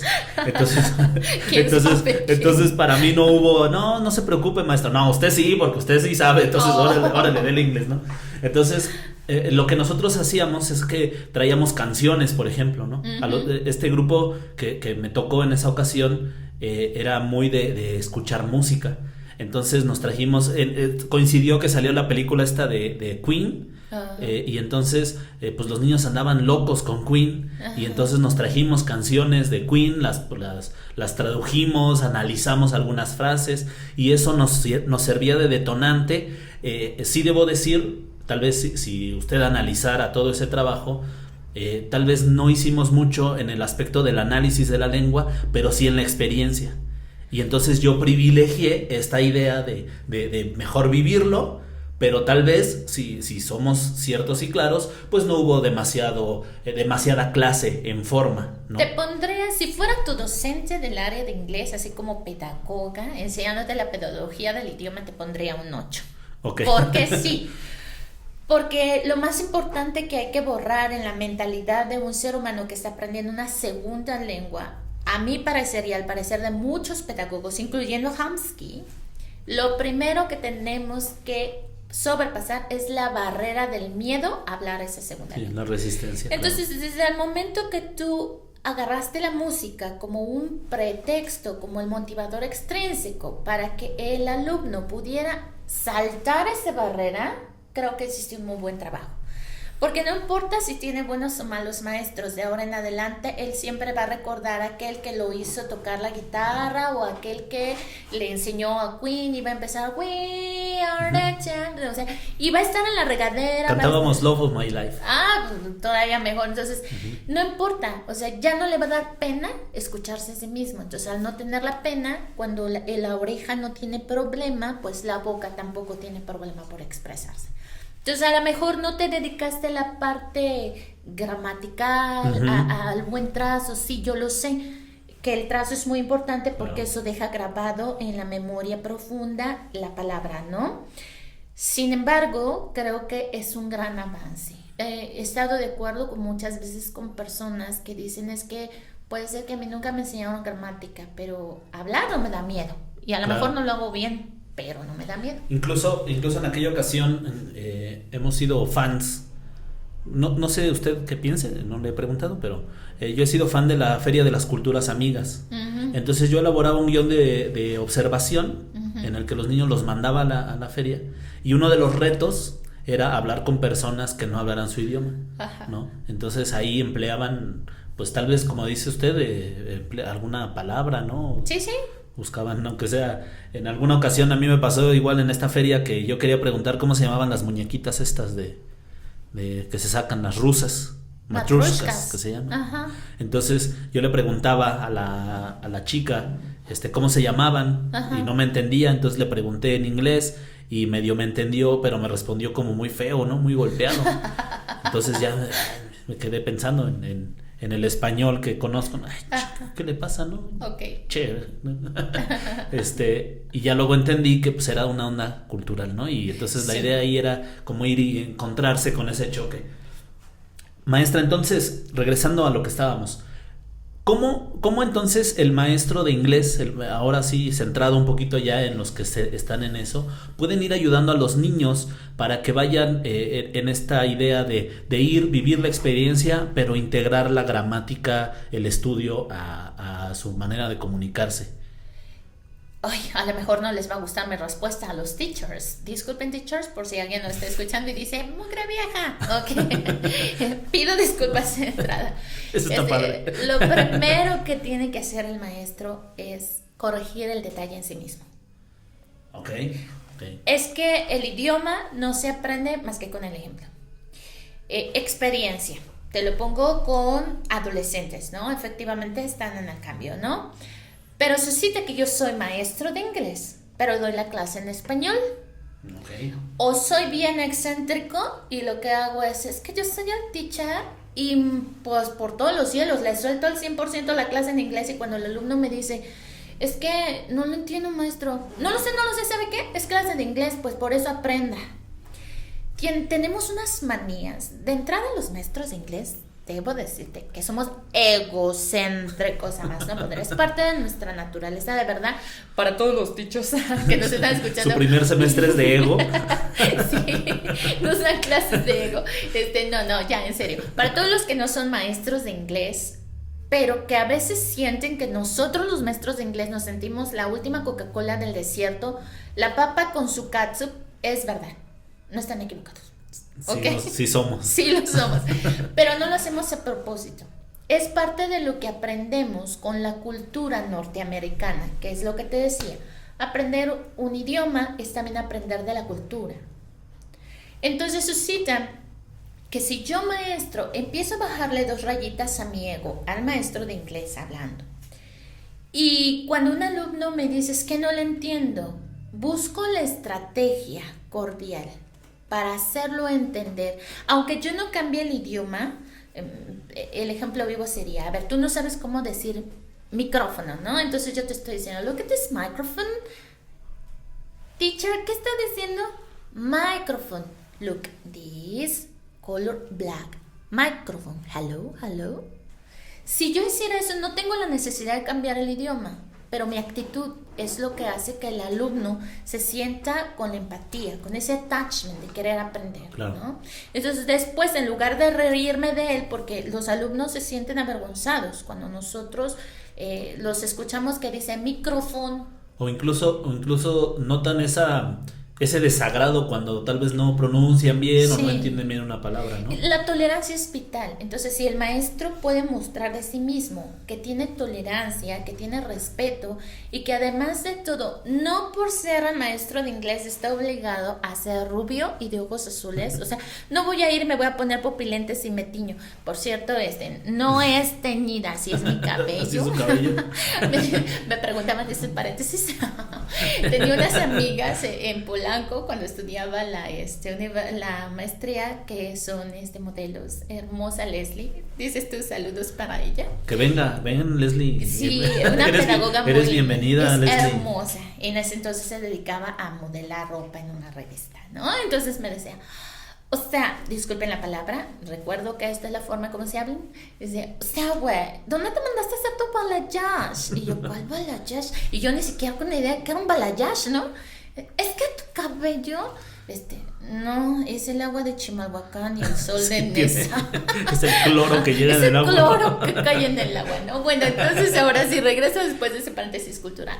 Ser maestro de inglés no significa decirle al alumno, rechaza tu cultura, avergüénzate de ser mexicano, marca tus ojos en verde o azul y cambia el color de cabello. No, eso no debe de ser. Entonces, si yo docente me comporto como tal, como el mexicano orgulloso que soy de serlo, que además de todo comprendo que esa lengua que voy a enseñarle al alumno es una herramienta para sobrevivir en su vida y mejorar su estándar de vida, entonces el muchacho, el niño, va a entender que lo va a aprender no porque lo obliguen, ni tampoco porque es una materia complementaria o porque te van a poner una calificación y te van a reprobar. No, es porque es bueno para su vida, porque va a poder viajar, va a poder tomar una convocatoria de estudios extranjeros, porque cuando llegue a la universidad puede tomar, no sé, un posgrado, una maestría, algo así. Los chicos desde muy pequeñitos pareciera que son tontos, pero no lo es así. O sea, he tenido alumnos de preescolar que llego y les hablo en inglés y las primeras 3 y 4 clases no entienden nada, pero yo hablo en mímica, mi cuerpo habla y ellos dicen, teacher, ¿y por qué tú no eres rubia si hablas inglés? Ah, porque yo soy mexicana. ¿Pero los mexicanos hablamos español? Sí, pero también podemos hablar inglés y francés, italiano, el idioma que tú quieras. Porque eso no debe derrumbir tu personalidad, debe de ser enriquecerla, no destruirla. Claro. Y entonces, para desgracia de nosotros, la mayoría de los teachers, hablando desde básica hasta superior, es que yo, y si tenemos, dices tú, una certificación, no, mejor no te digo, el piso no nos aguanta. Claro. Eso es algo muy vergonzoso y terrible, como ser humano, porque te estás poniendo un valor por un papel que ostentas. Claro. Pero el papel le pones un cerillo y se quema. Pero tú como ser humano ya no existes. Entonces, un verdadero maestro de inglés que está dispuesto a enseñarle al ser humano, no importa la edad, lo que es aprender una lengua extranjera, debe demostrarle a sí mismo que no va a perder ni ganar nada, solo va a mejorar. Okay. Además de todo, cada palabra que aprenda, si ayer no sabías la A, pero hoy te sabes hasta la F, Dios mío, es un avance muy grande. Bien lo dijiste hace ratito, ¿de qué nos sirve tener 10 y 9 en las boletas? ¿Para qué quiero un certificado que lo puedo comprar donde quieras? Y más ahorita que con la pandemia están diciendo, vente, te certificamos con no sé quién por no sé cuántos pesos. Sí, pero ¿de qué te sirve si cuando tú intentas convivir con alguien del extranjero no sabes ni decir un hola? Claro. ¿O no te has quitado ese temblor de piernas para pedir tu comida en inglés? ¿De qué te sirve si cuando conoces a alguien de otro país que sabes que el inglés va a ser una lengua en común, aunque ellos sean rusos o polacos o lo que sea, pero te van a entender en inglés, ¿ves? Entonces, ¿para qué lo quieres? Si tú como maestro llevas al entendimiento al alumno que esto va a ser una herramienta que no abre una puerta, sino un zaguán gigante y de par en par, entonces no has hecho nada. Yo estoy totalmente de acuerdo. La gente que tenga el susto de conocerme ya habrá escuchado esta frase que yo he dicho que una maestra de inglés me enseñó. Aquí está la maestra. En el que yo lo llevo también como bandera, el decir que aprender un idioma pues también te hace aprender acerca de la cultura. Te abre una manera diferente de ver el mundo, sí. ¿no? Usted, para empezar, ¿cuántos idiomas habla? Bueno, así ya como hablarlos del 0 al 100, ya nada más consideraría 3. Lo que es el hebreo, el inglés y el español. ¿Pero aprendió otros? Sí, el francés y el italiano. Sin embargo, me gusta ser honesta, como te lo dije al inicio, soy muy ñoña. Ya no me considero al 100% versátil a la manera de platicar. Sí puedo sostener una conversación, pero como todos los que aprendemos lenguas, no me van a dejar mentir, cuando estás en una conversación con una persona que te habla en francés o en italiano, primero vas a darle un espacio de mínimo unos 3 minutos a tu oreja para que lo escuche y vuelva a reconstruirse esta información. Es recuperación de conocimiento. ¿Por qué? Porque he dejado de practicarlo. Sí. Entonces, como todo músculo, igual nuestro cerebro va perdiendo la información. Hay un dicho que está bien dicho, pero mal aplicado, que dice que lo que bien se aprende jamás se olvida, pero lo que no se practica se vuelve lento. Se vuelve lento. Entonces, pues sí. Dentro de esta cosmovisión, ¿no? Diferente, no sé si la palabra esté bien empleada, pero como ecléctica, porque se complementa de la visión mexicana, la visión hebrea, la visión sajona y también la francesa y la italiana. No, bueno. Me gustaría tal vez que nos platicara dónde están esas confluencias en las que se ha podido construir, en este caso, su visión de la cultura, en este caso obviamente la mexicana, ¿no? Porque seguramente desde un punto de vista hay cosas que están correctas, otras no tanto, otras no están muy bien, otras van en camino, ¿no? Entonces siempre nosotros pues que estamos dentro de esta pecera tal vez no vemos el agua, ¿no? Usando esa metáfora filosófica, sí. Pero tal vez estas diferentes maneras sí han identificado algunos aspectos que podríamos mejorar. ¿Cómo lo ve? Es un poquito complejo cuando eres una persona multicultural o un ciudadano del mundo, mejor llamado hoy en día. Porque mira, aquí en México, mexicanos al grito de guerra, entonces cualquiera que se te ponga enfrente, órale, pero parte de su caca, ¿no? Para no decir dígalo, su madre, pártele su madre. Aquí paréntesis, yo tenía con ese grupo que le decía, yo teníamos una broma que decíamos que la palabra madre es lo más bonito del mundo. Sí, claro. No tenemos por qué omitirla. Entonces, cuando nos vale madre, le parto a su madre, era como, o sea, lo decíamos de broma, así burlándonos del esquema de valores, ¿no? Pero sí les decía yo algo a los niños, no, maestro, madre es una palabra muy bonita, ¿no? Ok, bueno, pues tú la dijiste mejor que yo y con mejor tono. Pero del otro lado, estamos hablando de mi otra mitad. Está la Hatikva, el himno a la paz, el himno de la esperanza. En español, la Hatikva dice que con un judío, un alma judía que dura en el mundo, que mirando hacia el oriente no olvide de dónde viene y que hay una esperanza que viene del cielo, no se habrá perdido la esperanza de los 1000 años. Entonces imagínate, la mitad de yo es amor y paz, tranquila, serena, no pasa nada, perdona. Si te escupen, agacha la cara. Si te torturan, tú no abras la boca, ¿ok? Así corderito. Y la otra mitad me decía, mexicanos. Sí, la otra era un soldado y cada hijo te dio. Sí, en cada hijo te dio un soldado y órale, va para quien se te ponga enfrente, ¿no? Entonces, es muy complicado que esas dos culturas de verdad se entiendan. O sea, incluso tú verás aquí en México, en lo que es Polanco, donde está la comunidad judía, no son muy apegados a hablar con otras naciones. O sea, ellos simplemente no, porque no concordamos. Incluso a ojos de tal vez los que no conocemos tanto del tema, pues pudiéramos considerarlos poco sociables, por Sí, no usar algún peyorativo, ¿no? tienen adjetivos muy feos, como que son groseros, son antiguos, o sea, necesitarían primero inmiscuirse en la cultura para entender por qué se hacen las cosas. Un ejemplo está en que si tú vas a Polanco y de frente encuentras a un caballero vestido de negro, con su sombrero, con todo lo que es la indumentaria de judío, y voy yo, así como vengo vestida de mezclilla, vamos en la misma acera y nos vamos a punto de cruzar, él lo que hace es bajar la cabeza y se cambia de cera. Para los mexicanos eso es una grosería. Sí, claro. Eso es un no quiere verme, pero no entienden la cultura que dice que ningún varón tiene derecho a mirar a la mujer de otro hombre. No desearás a la mujer de tu prójimo. Y si mis ojos fueran causa de hacer pecar a esa mujer porque yo volteo a mirarla y ella me mira y por tanto me desea, ya le fue infiel a su caballero, entonces lo mejor que puedo hacer es agachar los ojos e irme a otro lado donde yo no sea la causa de haberla provocado. Si te das cuenta, son dos mundos muy diferentes. Y habla incluso de empatía, pues de no ser yo la causa, por lo menos, ¿no? Exacto, o sea, que no caiga en mí. Y muchos dicen, ¡ay, qué grosero!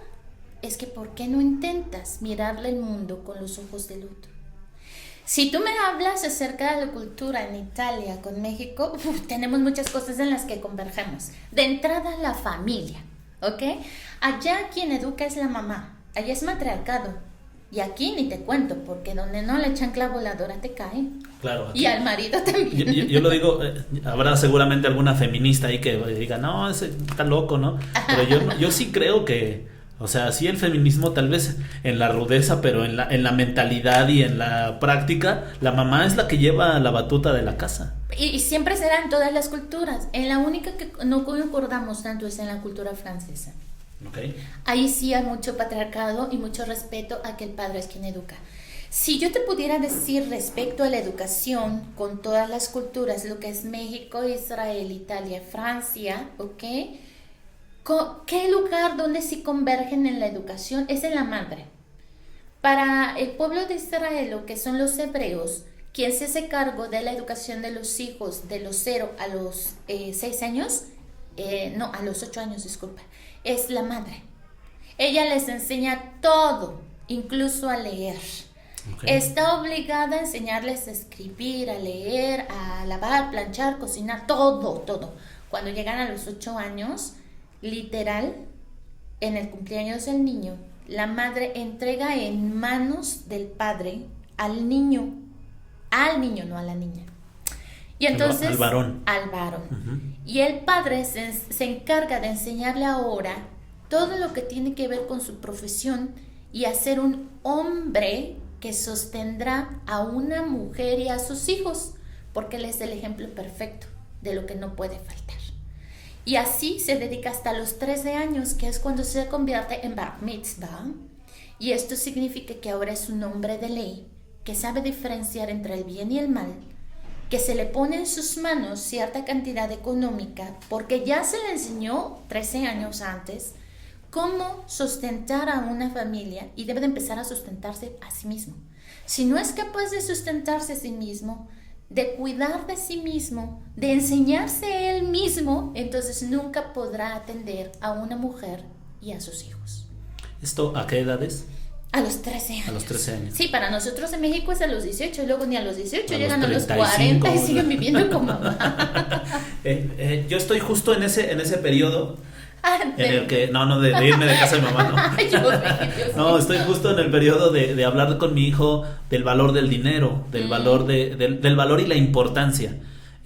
Hace ratito le decía yo que hace un tiempo cambié mis costumbres financieras, mi manera de ver el dinero, ¿no? Y me di cuenta que a veces los mexicanos tenemos una idea negativa del dinero, uh-huh, ¿no? Porque hasta las telenovelas nos han dicho que la gente con dinero es mala, ¿no? La buena era María Mercedes, ¿no? Entonces, Marimar, ¿no? Todas estas. Entonces, al hablar con él, me ha costado trabajo eso. Esta parte de que él también le dé ese valor que tiene el tener una cantidad, o más que una cantidad, el tener una costumbre financiera que lo sustente como adulto y que lo sustente como persona a largo plazo. Claro. Mira, aquí te platico que como docente, con la experiencia que tengo de trabajar con adolescentes secundaria y media superior, hay una cosa que, bueno, me han vuelto tutora, ¿no? Ya no solo soy un docente ordinario, ahora tengo más responsabilidades. ¿Por qué lo han hecho de esta manera? Ha habido muchos padres que, igual que tú me dices, intentan hacer que sus hijos comprendan la importancia del dinero. Y vuelvo a decirte, aquí es donde se encuentran todas las culturas en mí. De todas las culturas que me forman, a final de cuentas entiendo una cosa. Nosotras las madres, hablando como docentes dentro del hogar, porque toda madre es un maestro, tenemos que enseñarle a los chicos que de entrada el dinero no es malo. Claro. Porque está hecho para adquirir bienes.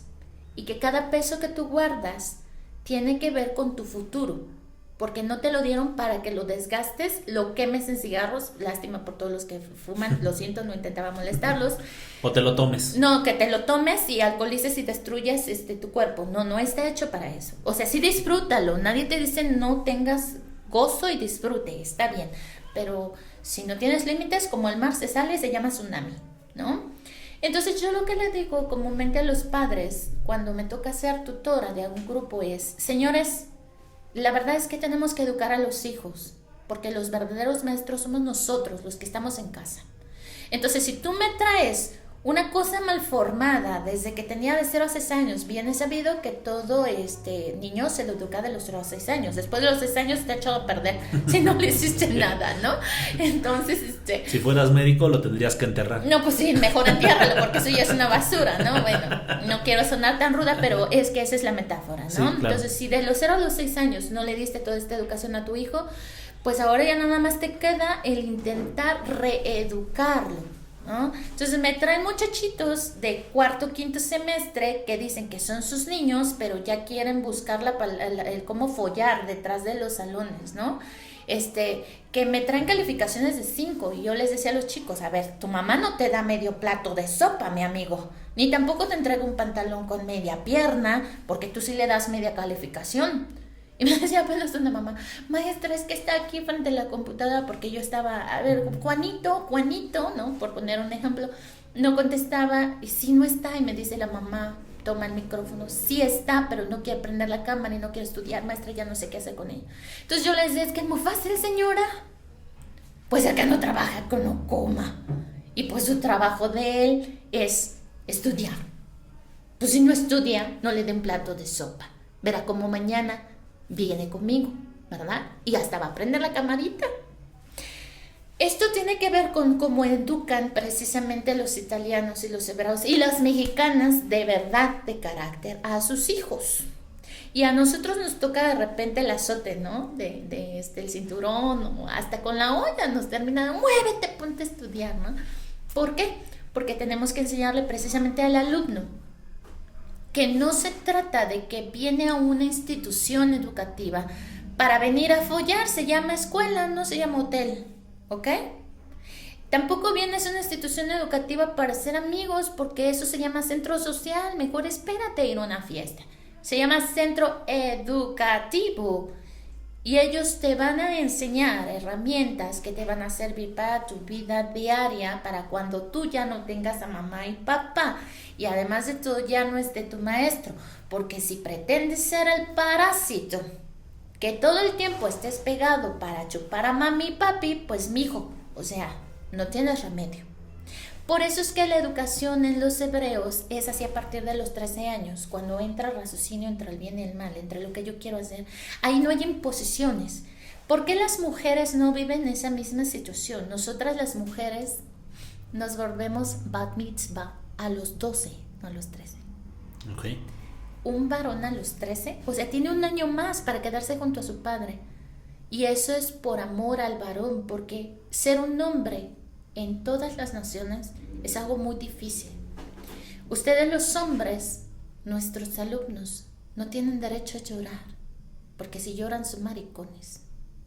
Ustedes los hombres no tienen derecho a sentir, porque si sienten, son raritos.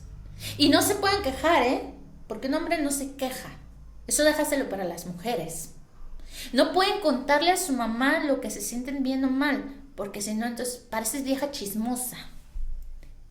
Yo tuve esa conversación, no en estos términos tan bonitos, pero justo decía yo eso. O sea, es que yo no puedo decir que no. Exacto. ¿No? O sea, por ejemplo, yo no creo, y aquí sí que voy a poner el punto sobre la i, yo no creo que sea mejor trabajar en casa o trabajar fuera. Yo creo que es complementario. Claro. Y entonces hacemos equipo, y en mi manera de verlo, pues si yo trabajo y genero dinero, mi esposa que trabaja en casa, haciendo las labores del hogar, genera tranquilidad y genera un hogar. Claro, ¿no? claro. Entonces, para nada es más importante el peso que yo traigo o el vaso que ella lava. No es más importante. No soy yo el líder por traer dinero. Somos complementarios. Aquí es donde me quedaría más bien hacer una pregunta con la modernidad, ¿no? Ajá, ¿Qué tan justo. funcional o qué tan disfuncional es que ahora hay supuesta igualdad y equidad de derechos, pero las familias están más desequilibradas? Claro. ¿Qué tan cierto es entonces que la mamá antes, el hecho de que se le diera el rol de ser madre dentro de cuatro paredes y el papá saliera por el alimento era bueno o malo? Entonces, ¿qué suscita? Yo no sé cómo vivas tú, pero en mi caso, yo te preguntaría a ti, si tú tuvieras que ser el que está entre cuatro paredes cuidando de la estabilidad emocional, educativa y social de tu hijo, y fuera tu esposa quien tuviera que salir a trabajar como docente o como lo que tú quieras, ¿eso sería mal visto? Yo creo que sería mal visto por los demás, claro. La pregunta es ¿por qué? Si estamos en el siglo XXI. Pues, y estamos en medio de un movimiento social que habla de los derechos femeninos. Y ahí es donde te voy a decir que hay otra, diríamos, convergencia que a simple vista se convertiría en divergencia con la cultura hebrea. Todos hemos oído hablar acerca de las familias ortodoxas. Sí. En Israel hoy en día gobierna el sionismo. ¿Qué es el sionismo? Es un mundo cosmopolita, donde es aceptado todo lo mismo que en todas las demás naciones. Pero lo que yo te he explicado se preserva, esto de educar a los hijos hasta los 12 y 13 años, se preserva sin importar si eres sionista, si eres sefardita, si eres ashkenazí, si eres ortodoxo, porque entre los hebreos también tenemos nuestras debidas ramas, ¿no? No importa, todos seguimos esa regla, pero los ortodoxos son una familia que a primera vista debería de ser mal juzgada. De hecho, en México sería tan mal visto que seguramente les ponen así como la etiqueta de el mandilón. Te voy a decir por qué. Los varones ortodoxos que crecen en esas familias y que además de todo se casan con mujeres ortodoxas, su única misión es dedicarse a rezar y estudiar Torah. Torah es la ley. Tienen la firme convicción de que la educación de todo varón y varoncita debe de ser con leyes que le llamamos la halajá. La halajá son leyes de moral que deben de ser inquebrantables para poder convivir en una sociedad, la que tú quieras. Misma que a mí me ha servido para poder convivir en esta sociedad con todas sus derivaciones extrañas, ¿ok? Pero no se irrumpe a nadie, ¿me entiendes?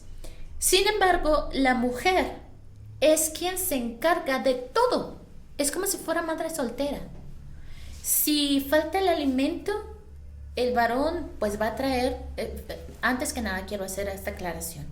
Los estudiosos de Torah, ellos pertenecen a las casas de estudio, y en estas casas de estudio están propiciadas, están auspiciadas por empresarios o empresas que dan cierto dinero. Para ellos se les llama sadikim. Los sadikim son seres sabios dedicados al rezo y al estudio, que tú te puedes acercar a él y contarle tu problema y él te va a dar un consuelo, te va a dar un consejo que va a ser funcional para tu vida porque él conoce la ley. ¿Okay? Una ley que no irrumpe la naturaleza de nadie, que siempre te llevará bien. Bueno, pues ellos reciben un salario, sí, es mínimo. Diríamos que el salario mínimo mexicano, ¿ok? Y con ese salario mínimo mexicano llega a casa y con eso tiene que sostener a sus hijos. A veces tienen 5, 6, 8, 10 hijos. Perdón. No pasa nada, no pasa nada. Se anda cayendo aquí el set. Sí, entonces te estaba diciendo, ellos llevan ese salario, la mujer con 10 hijos tiene que sostenerlos. Pero entonces, ¿qué pasa cuando el dinero no alcanza? Ella toma el papel de ir a buscar un empleo. Entonces se dedica a la casa y se dedica a trabajar también. Pero eso se sigue dedicando a estudiar y rezar. Y por eso está mal. No. ¿Sabes por qué no? Porque ellos son felices en ese mundo. Porque es respetable. Y entonces cuando sus hijos crecen, los varoncitos siguen el ejemplo de su padre. Y las mujeres siguen el ejemplo de su madre. Pero eso no significa que el hombre no entienda que ella tiene derechos, ¿ah? Porque ella obedece a lo que el varón dice, porque ella entiende que él está en conexión con el universo, con Dios, y él va a tomar la mejor decisión. Pero si de repente, pensemos, ¿no? Ella tiene que trabajar horas extra. Entonces sería así como brutal. ¿Cómo no va a llegar a dormir? ¿Por qué no vas a llegar a dormir? Se sientan en igualdad y a ver, compañerito. Tú no traes más dinero a la casa y yo necesito hacer horas extra porque tenemos otro hijo. Lo siento, pero te vas a quedar en la casa a cuidar a los niños en lo que yo voy a chambearle. Y mientras rezas, ahí le echas ojito. ¿Ok? Y si me enervo, lo hacen. ¿Y sabes qué? El varón dice sí. Claro, ese justo era mi punto. En el que una persona, por ejemplo, con el TOC que tengo yo, el trastorno obsesivo compulsivo, ¿no?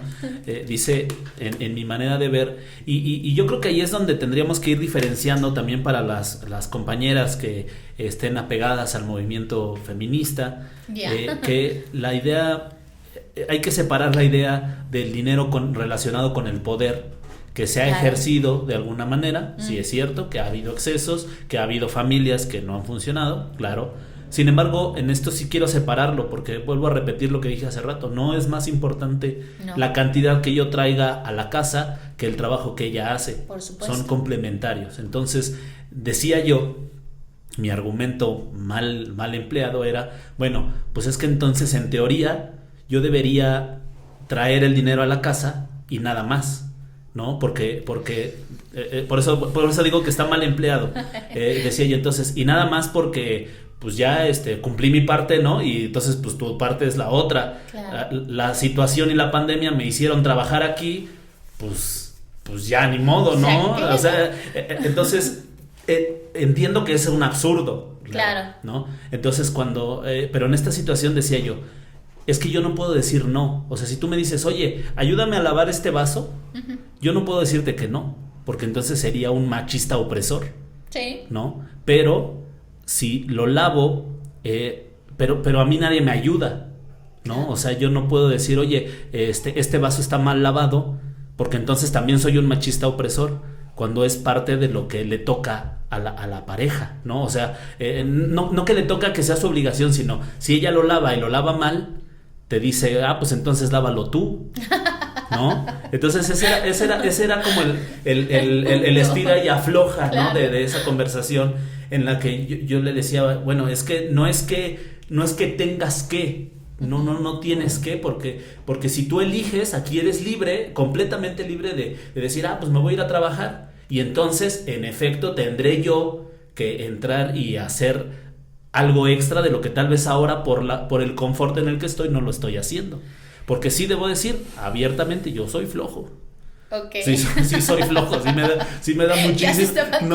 No lavo voy a decirlo, perdón, no lavo los pinches trastes, pero por nada del mundo, ¿no?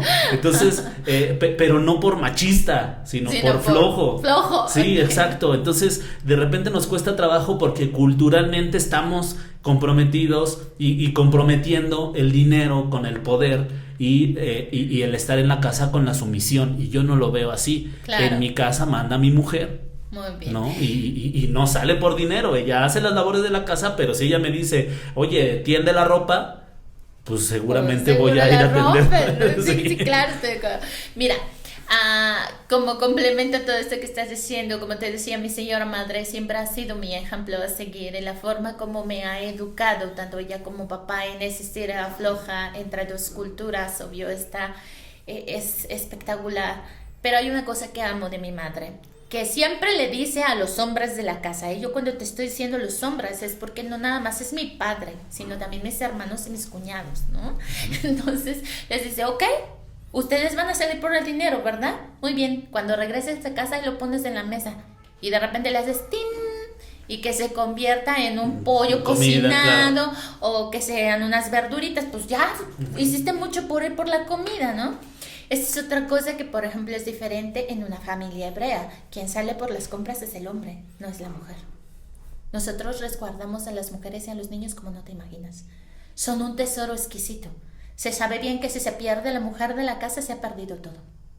Porque es quien se dedica a educar a los hijos en todo, en letras y en cultura. Así que resguardamos de las mujeres a más no poder. De hecho, aclárome que soy una rebelde de la familia. No debería de salir. Pero, gracias a Dios, estamos en México. ¿Okay? De hecho, estamos grabando aquí en el baño de la maestra.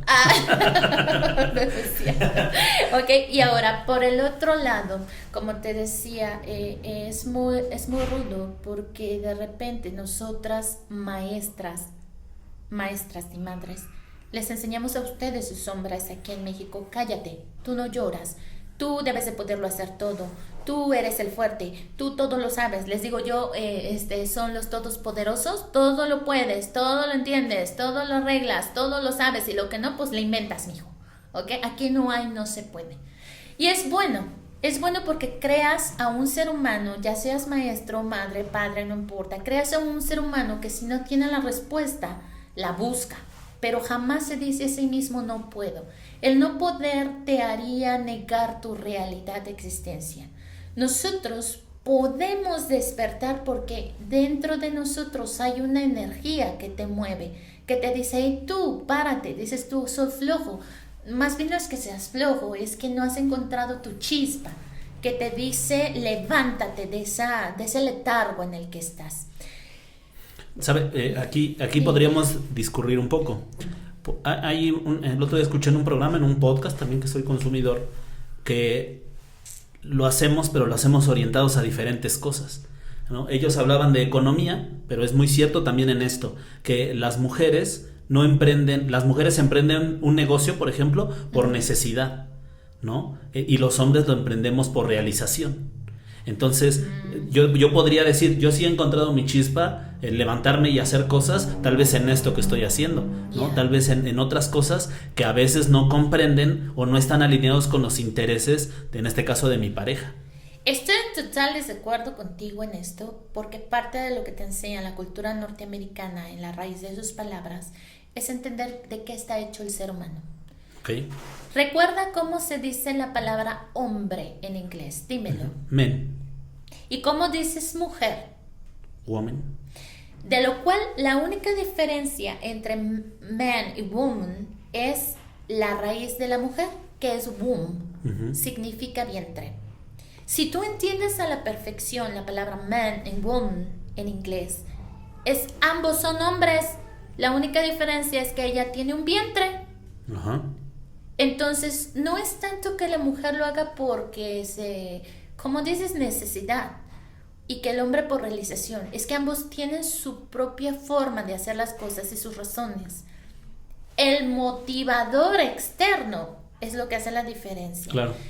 Californicemos esto exclusivamente a México. ¿Por qué las mujeres salieron a trabajar? Pues es que nos vamos hasta la Revolución Mexicana. Y mira que soy malísima con la historia de México. Porque una mujer salió a la guerra. No es porque fueran guerrilleras. Es que solo les quedaba de dos: o quedarse en su pueblito a llorar a sus varones que morían en la batalla, o se largaban con ellos y les hacían tortillas y se aseguraban de que no murieran. Entonces, pues agarraban al chiquillo, lo echaban en un rebozo y ya estoy haciendo la tortilla y al mismo tiempo preparando la batalla, ¿no? Claro. ¿Por qué? Porque no había de otra. O quedaba sola y muerta, o decía: es mi hombre y yo lo defiendo. Tal vez ahí no sé si no me supe explicar, pero tiene razón. O sea, a final de cuentas no tenía de otra, era una necesidad. En cambio, los que revolucionaban, por ponerlo en el contexto de la revolución, eran los hombres, porque ellos iban persiguiendo un ideal, iban ahí queriendo cambiar las cosas. Pero en realidad no revolucionaron nada, lo único que hicieron fue hacer más mitote. Pero a eso me refiero, ¿no? O sea, que el hombre, no es que el hombre no tuviera de otra, el hombre tenía de muchas, pero él eligió eso, y la mujer tuvo la necesidad o de seguirlo o de quedarse. Entonces, ahora ponlo al siglo XXI, porque las madres salen y dejan a los hijos con nosotros los maestros. Claro. Pues porque no les queda de otra, porque el hombre revolucionó su cerebro creyendo, algunos revolucionaron creyendo que son féminas y se visten de féminas o actúan como féminas. Digo, no podemos hacer ningún comentario sexista o racista. Qué bien, ¿no? O sea, es su forma de vivir, qué bueno. Pero no por eso quita que una mujer se haya tenido que quedar dándole de comer a la cría. Entonces tuvo que salir a trabajar. Y también habría que poner el beneficio de la duda en el que si una pareja construye sus acuerdos y quedan en eso, no tiene nada de malo. Pues será cosa completamente de ellos, ¿no? Yo sigo esperando a alguien que haga eso. Claro. Por ahí sí conocen a un cuarentón. En mi idea sí está eso, o sea, la idea de que las parejas, esto ya no tiene mucho de educativo, pero sí, pues por lo menos se sienten y incluso antes de casarse, incluso de vivir, de pernoctar juntos, pues tomen esos acuerdos porque son bien importantes, ¿no? O sea, por ejemplo, nosotros cuando me casé con mi esposa, un saludo a Lidia, nunca pensamos, o sea, no teníamos la decisión consciente de casarnos por bienes separados o sociedad conyugal ahora que le llaman, ¿no? Ajá. ¿Por qué? Porque nunca hablamos de eso. O sea, nunca en nuestra conversación jamás estuvo un tema tan importante. No te tomaste el tiempo para... Claro. Esa es otra cosa en donde podría decirte que convergen la educación hebrea con la educación europea, pero que en México pues es un estilo solo de las sociedades, diríamos, altas. Se le llama contrato prematrimonial. De hecho, nuestra ley, la Constitución mexicana, lo marca y lo recomienda para todos hacer un contrato prematrimonial. Pero si tú vas a Europa, eso es de lo más normal. Y en Israel se le llama ketubah. Incluso de eso es de donde tomaron ahí una noticia y nada más la sacaron de contexto. Ajá. Que decían que el hombre... ellos la decían así, pero me refiero a que es el incumplimiento de ese contrato, ¿no? Ajá. Que decían que si la mujer a final de cuentas no se quería casar contigo, la podías demandar, quién sabe qué. Sí. Entonces la sacaron nada más así, pero se referían justo a ese tipo de contratos, prematrimonial, ¿no? Pero es algo muy importante y tú decías, es que a lo mejor ya no tiene que ver nada con la educación, y yo te diría sí, porque mira, en educación media superior nosotros tenemos un proyecto de educación, valores, se llama Construyete, donde precisamente parte de las lecciones que marca la SEP nos dicen que debemos de nosotros tutores y todos los docentes en su momento que les toque alguna lección, llevar a razonar a joven que no nada más se trata de utilizar su ayachín para darse placeres, porque no van a ir a jugar con lodo y a crear un bendito castillito de lodo, no, eso se les puede salir de las manos, literal, ¿ok? Y entonces van a traer un nuevo ser humano que no pregunta si quiere comer, si se puede, es que él llora, él van a estar pañales, van a estar un lugar seguro, van a estar una mamá y un papá. Y dicen, aquí es donde muchos dicen, pero maestra, es que yo soy homosexual o soy lesbiana. Sí, pero eso no quita que tus órganos están preestablecidos. Y tú puedes ser muy lesbiana, mi amiga, y algún día se te ocurre a ver qué se siente si es un hombre y ¡tatán! Saliste embarazada. Claro. Y por eso no va a haber alguien que, aunque tú la eduques como lesbiana y tú seas lesbiana y tengas una pareja lesbiana u homosexual, por eso ya no te vas a ser responsable de lo que tú decidiste. Y entonces es aquí donde ves tú que el docente no está inmiscuido solamente en la parte de la educación de números y letras o de alguna lengua extranjera, como es mi caso. No, aquí es donde la cultura y todo tu currículum oculto te lleva a guiar precisamente a ese ser humano que te han puesto enfrente. La enseñanza con misericordia. Eso lo he aprendido de un sacerdote. Fíjate, muchos dirían, no sé qué rayos hace una hebrea con un sacerdote. Es que aquí, cuando hablamos de docencia, no hay religiones, no hay esa división. Es solamente tienes un ser humano que necesita ser dirigido. Y entonces un sacerdote, el padre Hernán, que no sé si todavía viva, pero le mando saludos si todavía está, y por ahí lo escuchaba. Hace muchos años, cuando yo trabajaba en una institución que recuperaba jóvenes de la drogadicción y la prostitución, él nos daba en un curso taller la enseñanza de cómo ser maestro misericordia. Y yo no entendía eso. ¿Cómo es que la iglesia, cuando los sacerdotes han sido los primeros maestros en el mundo, podía entender qué es enseñar con misericordia? Y él lo resumió en una palabra que quedó muy grabada en mí, y esto responde a tus preguntas iniciales de quiénes fueron aquellos que me escogieron en lo que yo soy. Que él decía, ser un maestro que enseña con misericordia significa amar al ser humano, pero no por eso sentir lástima por él, porque no es un perro, no es un animal sin raciocinio. Ese ser humano sabe bien lo bueno y lo malo. Ámalo, enséñale, pero no le tengas compasión y piedad. Haz lo que se esfuerce. Entonces, cuando yo lo he escuchado, dije, wow, o sea, eso me gusta. Y entonces todos aquellos alumnos que llegan conmigo y a la que ahora es mi institución, Hampton School, que ya no nada más es un centro de lengua, sino que además de todo tiene preescolar, primaria, secundaria, y alberga a jóvenes, ejecutivos y todo, ya no se les enseña con nada más tú me caes bien, o tú tienes para pagar, o tú parece que por tu apariencia física creo que sí vas para... No. Tenemos alumnos que parecieran que son irremediables, ¿eh? Y entonces los docentes que trabajan a mi lado son elegidos con esa coherencia de lo que es la esencia de lo que soy yo. Porque yo fui hecha por más docentes que inspiraron mi forma de ser y el mirar justamente esto, cómo las culturas se convergen en una sola, y hoy en día solo tenemos dos caminos: o arruinamos a la humanidad o la corregimos. Sí, yo también considero que estamos en un punto de quiebre. Yes. Bien, maestra, pues vamos a ir cerrando. La verdad es que esta plática nos da para seguir otra hora y media. Espero de verdad, déjenos en los comentarios si es que quieren una segunda parte con la maestra Ethel. Yo creo que sí, yo la preinvitaría a que sigamos con una segunda parte o una tercera o unas cuantas más, porque le puedo decir muy proactivamente que tenemos mucho que aprender. Mutuamente, y también con esta visión holística, con esta visión multicultural y del mundo que usted nos vino a regalar el día de hoy. Maestra Ethel, muchísimas gracias, espero le haya gustado la experiencia. Es algo muy lindo también, muchas gracias por haberme invitado, y pues yo invito a todos los que nos escuchen o nos miren a que realmente piensen esta parte, ¿no? Lo grandioso que es poder sentarse aquí y poder platicar acerca de tu experiencia, sea buena o sea mala, porque al final de cuentas eso es lo que tú eres. Como docente o como ser humano de cualquier otra carrera, tú estás formado por todas las experiencias que has vivido, y eso es lo que compartes con la humanidad. Claro, y no necesitas ser... Claro, no está negada ni cerrada la puerta, pero no necesita ser una persona famosa para platicarnos cosas tan interesantes y tan importantes como lo que el día de hoy usted nos regala.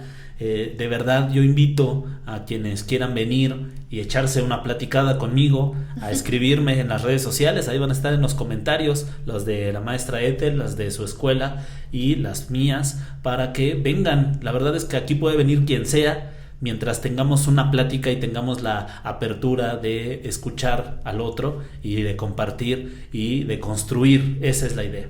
Entonces, amigos, cuídense mucho, los veo la próxima semana y que les vaya muy bien. Hasta luego. Hasta luego.